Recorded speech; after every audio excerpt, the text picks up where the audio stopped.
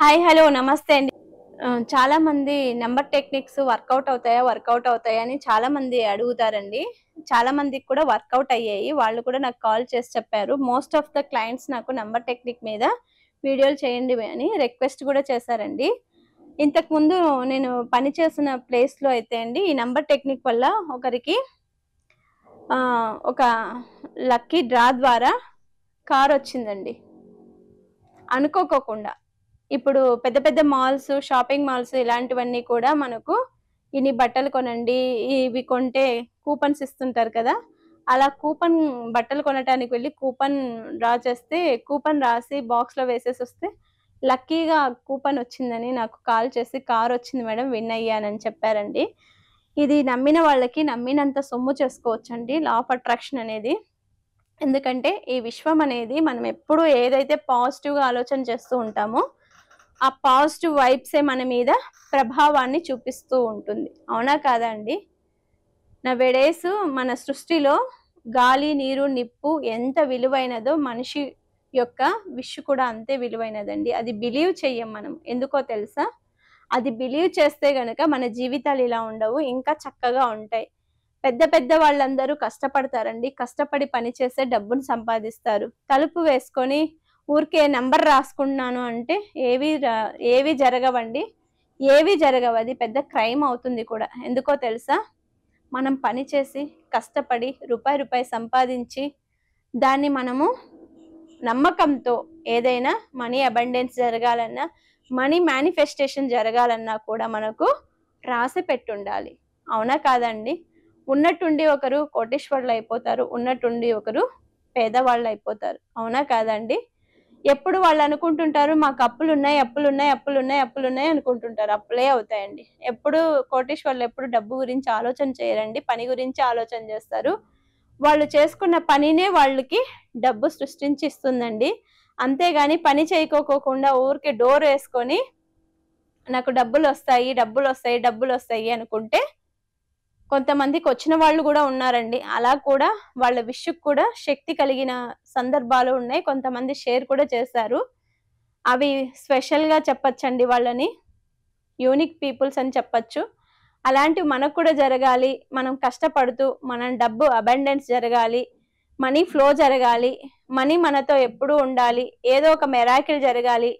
ఏదో ఒక రకంగా మనకు డబ్బు రావాలి. ఈ విశ్వశక్తి నుంచి ఏ రకంగా డబ్బు వచ్చినా నేను తీసుకోవటానికి సిద్ధంగా ఉన్నాను అని మన బ్యాంక్ అకౌంట్లు ఓపెన్ చేసుకొని ఉన్నామనుకోండి, ప్రతిరోజు మనం చెప్పుకునే విషయం, మనం చేసే పనే మనకి తోడై మనకు ఏదో ఒక శక్తి రూపంలో కానీ, ఏదో ఒక మనిషి రూపంలో కానీ, ఏదో ఒక పని రూపంలో కానీ మనకి మనీ అబండెన్స్ జరగటానికి చాలా అవకాశాలు ఉన్నాయండి. ఎందుకో తెలుసా? ఇంతకు ముందే చెప్పుకున్నాం మనము ఏ స్లమ్ మ్యాన్ బిలియనియర్ అని కదా! ఆ స్లమ్ మ్యాన్ బిలియనరే ఒక కోటీశ్వరుడయ్యాడు. అవునా కాదా? అది కౌన్ బనేగా కరోడ్‌పతి లాంటి షోలోనే సాధ్యమైంది కదా! అదృష్టం ఉంటే ఎవరినైనా సృష్టి గొప్ప వాళ్ళని చేసేస్తుందండి. అదృష్టం లేకపోతే మనం ఎన్ని చెప్పినా వేస్ట్ అండి. ఎందుకో తెలుసా? భగవంతుని దగ్గరికి వెళ్తాం మనము. ఇది కావాలి, అది కావాలి అని కోరుకుంటాం. ఒక్కొక్కసారి భగవంతుడే ప్రత్యక్షమై మనకి వరాలు ఇచ్చేస్తూ ఉంటారు. ఒక చిన్న విషయం చెప్పనా అండి? ఒక ఊర్లో ఒక పాప ఉంది. ఆ అమ్మాయికి ఒక అన్నయ్య ఉన్నాడు. ఎప్పటినుంచో మంచంలో పడున్నాడు. ఆ తల్లిదండ్రులు ఇద్దరూ వ్యవసాయం చేసేవాళ్ళు. ప్రతిరోజు వ్యవసాయం చేస్తే గాని ఆ పిల్లల్ని పోషించుకోలేరు. అమ్మాయి స్కూల్ చక్కగా వెళ్తుంది. అన్నయ్య ఏమో బెడ్‌లో పడున్నాడు. అన్నయ్య బాధను చూడలేక అమ్మాయి ప్రతిరోజు ఏడ్చేది. మా అన్నని ఎవరైనా చేస్తే బావుంటుంది. ఎవరైనా చేస్తే బావుంటుంది అంటే ఇరుగు పొరుగు వాళ్ళు అన్నారంట, ఎవరో చేయరమ్మా. ఎవరు చేయాలన్నా బోలెడన్ని డబ్బులవుతాయి. డాక్టర్ల దగ్గరికి వెళ్ళాలి. డాక్టర్లు ఊరికే ట్రీట్మెంట్ ఇవ్వరు కదా! డబ్బులవుతాయి అని చెప్పారంట. అప్పటినుంచి అమ్మాయి ఒక ఉండి లాంటిది తీసుకొని ఇందులో రూపాయి పోగు చేస్తుందంట. ఆ సబ్జా మీద పెట్టేసింది. ఒకరోజు అన్నారు, ఈ అబ్బాయికి తల్లిదండ్రులు చూస్తే పేదవాళ్ళు, ఈ అబ్బాయి మంచం మీదే ఏడుస్తున్నాడు, చూడలేకపోతున్నాం బాధ అంటే అమ్మాయి ఏడ్చి దేవుడే దిక్కు, ఏ దిక్కు లేని వాళ్ళకి అని ఎవరో పక్కింటోళ్ళు చెప్తుంటే అమ్మాయి వినిందంటండి. విని ఎవరు దిక్కు లేని వానికి దేవుడే దిక్కు అని అంటున్నారు కదా, నేను వెళ్ళి దేవుడిని అడుగుతాను. నా దగ్గర బోల్డ్ అని డబ్బులు ఉన్నాయి, ఆ బోల్డ్ అని డబ్బులు తీసుకొని దేవుడి దగ్గరికి వెళ్ళి దేవుడికి ఇచ్చేస్తాను, దేవుడు మా అన్నయ్యని ఆరోగ్యంగా తయారు చెయ్యాలి అని చెప్పి వెళ్ళిందంటండి. వెళ్తే ఆ అమ్మాయి దేవుడి దగ్గర వెళ్ళేటప్పటికి ఇంకా పూజారి రాలేదు, తెర తీయలేదు, ఇంకా అర్లీ మార్నింగే వెళ్ళిపోయింది అమ్మాయి. ఆ అమ్మాయి రాకముందే ఒక ఆయన వచ్చి, ఎందుకు నన్న ఏడుస్తున్నావు నువ్వు అంటే, ఏం లేదు దేవుడే దిక్కని చెప్పాడు, మా అన్నయ్య ఇలా మంచం మీద ఉన్నాడు, అందుకే దేవుడి దగ్గరకు వచ్చాను. నేను దేవుడి దగ్గరకు వచ్చాను కానీ దేవుడు ఇంకా పడుకొనే ఉన్నాడు, ఇంకా లేయలేదు, ఆ తెర తీసి దేవుడిని లేపండి, నేను దేవుడితో మాట్లాడాలని అమాయకంగా ఏడుస్తూ చెప్తుందంట. అక్కడ పక్కన ఉన్న ఆయన విన్నాడు. విని, ఎక్కడమ్మా మీ ఇల్లు, వెళ్దాం పదా మీ ఇంటికి అని అన్నారు. మీరు వస్తే ఎలా, దేవుడు రావాలి, దేవుడి దగ్గరికి డబ్బులు ఇస్తే ఆపరేషన్ అవుతుందంట, అందుకే నేను ఉండి నిండా డబ్బులు తీసుకొని వచ్చాను, అవి దేవుడికి ఇచ్చేసి వెళ్తాను, మా అన్నకు ఆపరేషన్ అయితే మా అన్న ఆరోగ్యం బాగుంటుంది, దేవుడే దిక్కన్నారు మా పక్కింటోళ్ళు, అందుకు నేను దేవుడిని అడుగుతానని వచ్చానని చెప్పాను. ఫస్ట్ మీ ఇల్లు చూపించి నువ్వు వచ్చి మళ్ళీ దేవుడిని కోరుకో అని చెప్పాడు.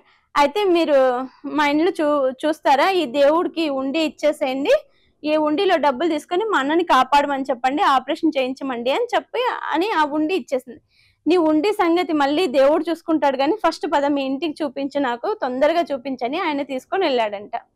సరే అని అమ్మాయి తీసుకొని వెళ్ళింది. చూస్తే వాళ్ళ ఇంట్లో అబ్బాయి ఏడుస్తున్నాడు, బాధపడుతున్నాడు, చివరి స్టేజ్ లో ఉన్నాడు.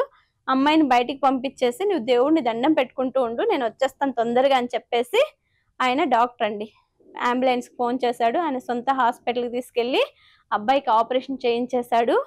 చేసి అబ్బాయి సక్సెస్ అయింది ఆపరేషన్. అప్పుడు ఆ అమ్మాయి దగ్గరికి వెళ్ళి, ఆపరేషన్ అంటే ఒక అరగంట 45 మినిట్స్లో అయిపోయింది. అమ్మాయి కూడా అమ్మాయి దగ్గర రీచ్ అయిపోయి డాక్టర్ మళ్ళీ ఏమీ తెలియని వాళ్ళలాగా వెళ్ళి, అమ్మ మీ అన్నకు దేవుడు ఆపరేషన్ చేసేసాడు, మీ అన్న చాలా బాగైపోయాడు, మీ అన్నయ్య నిన్ను పిలుస్తున్నాడు, వెళ్ళి చూస్తావు అంటే, నిజమా, మరి దేవుడు రాలేదు కదా, ఇంకా లేయలేదు కదా, దేవుడే లేయలేదు, ఎలా ఆపరేషన్ చేశాడు అంటే, నువ్వు వెళ్ళి చూడుకో అన్నాడంటండి.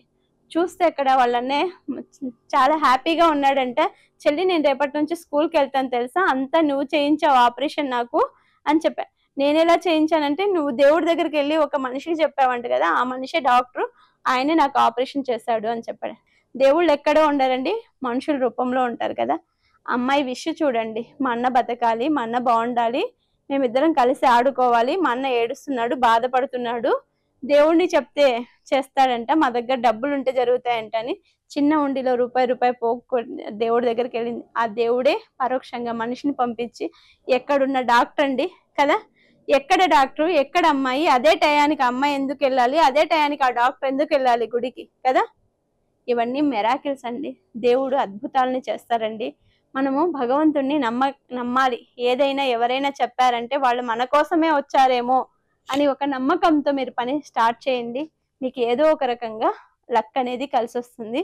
ఇది నంబర్ మెరాకిల్లో నేను ఒక విషయం చెప్తానండి. మీ చెయ్యి ఉంటుంది కదా, మీ చెయ్యికి ఈ వేలు మీద 889 అని రాసుకోండి. మీ దగ్గర గ్రీన్ పెన్ ఉంటుంది కదండి, గ్రీన్ పెన్ తోటి మీరు ఈ చూపుడు వేలు పక్కన ఉంటుంది కదండి మధ్య వేలు, దాని మీద 889 అనేది రాసుకోండి. 8 అనేది మనీ అబెండెన్స్కి, లా ఆఫ్ అట్రాక్షన్లో మంచి నంబర్ అండి. అదే 8ని మనము తిరిగేసి రాస్తే ఇన్ఫినిటీ అవుతుంది, అవునా కాదండి. ఇన్ఫినిటీ సంపద అనేది సృష్టిలో ఉంటుంది. ఆ ఇన్ఫినిటీ సంపదే మనకు శక్తిగా మారి మనకు ధనం ఏదో ఒక రూపంలో రావటానికి ప్రయత్నం అయితే జరుగుతుంది. మనం పని చేస్తూ ప్రయత్నం చేయాలండి. పని చేయకోకుండా ఏదో నంబర్ రాసుకొని కూర్చొని ఉన్నాము అంటే మాత్రం ఏది కాదండి. పని చేస్తూ మీరు బిలీవ్ చేయాలి. ప్రతిరోజు గ్రీన్ పెన్ తోటి మీ చేతి మీద రాసుకోండి, మీ ఏలు మీద రాసుకోండి. ఈ రాసుకొని ప్రతిరోజు చెడిపోయినప్పుడు మళ్ళీ గ్రీన్ ఇంక్తో రాసుకుంటుంది. ఇలా రాసుకుంటూ ఉంటే అండి మీకు మనీ అబెండెన్స్ అనేది ఏదో ఒక రూపంలో జరుగుతుందండి. ఇది బిలీవ్ చేయండి, నమ్మకంతో చేయండి. ప్రతిదీ కూడా నంబర్ మీదే ఆధారపడి ఉంటుందండి కదా. టైం కూడా ఒక నంబర్ మీదే ఆధారపడి ఉంటుంది. సృష్టి కూడా ఇంత టయానికే ముగియాలి, కలియుగం ఇంత కాలానికే ముగియాలి అని కూడా, పంచాంగం కూడా ఇంత కాలమే ఉంటుంది, లేకపోతే ఇయర్ కూడా ఈ ఇయర్ నుంచి ఇయర్ అనే రాసి పెట్టుంటారు కదండి. ప్రతిదీ కూడా నంబర్ మీదే ఆధారపడి ఉంటుంది. మీ జీవితాలు కూడా నంబర్తోనే ఆధారపడి ఉంటుంది. ఎందుకంటే మనం పుట్టిన రోజు, తేదీ, టైం కూడా చూసుకుంటాం కదండి. అందుకని ఈ నంబరు టెక్నిక్ని మీరు ఈ చేతి మీద రాసుకొని ప్రతిరోజు అనుకుంటండి మీ విష్ మనీ అబండెన్స్ కోసము. మీకు ఏమైతే ఆర్థిక ఇబ్బందులు ఉన్నాయో అవన్నీ తొలగాలని, లేకపోతే మనీ ఫ్లో అవ్వాలని, మనీ అబండెన్స్ గురించి ఈ నెంబర్ టెక్నిక్ మీ చేతి మీద రాసుకోండి. ఖచ్చితంగా మీకు అద్భుతాలే జరుగుతాయి. విశ్వాసంతో చేయండి, నమ్మకంతో చేయండి. మీ నమ్మకమే విశ్వాసమే. ఈ రోజు రాసేసాను రేపు ₹1,00,00,000 రావాలని మాత్రం రాయకండి. ఎప్పుడు అలాంటివి జరగదు.